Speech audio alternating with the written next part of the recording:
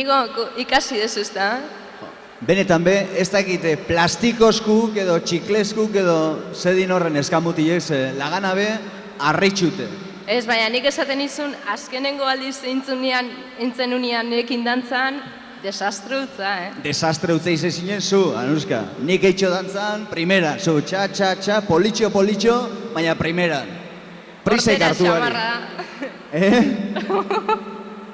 Hortera xamarra bazela. Horteri, horteri. Bueno, ez que berriro asarra jarriko ez da. Beti asarre gabe. Hala, Bueno. así zaitxez...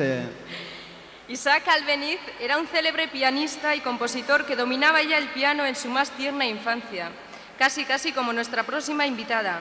Se llama María José Ribete, tiene 27 años y ha cursado los 10 años de la carrera superior de piano en el Conservatorio de Bilbao. Ha actuado en varios conciertos de cámara y actualmente es profesora de la Escuela de Música de Segundo Olaeta. En esta actuación, María José interpretará El Albaicín de Albeniz. Un fuerte aplauso para ella. Bueno, txalo bero bat. Txalo bero bat. Barkatu.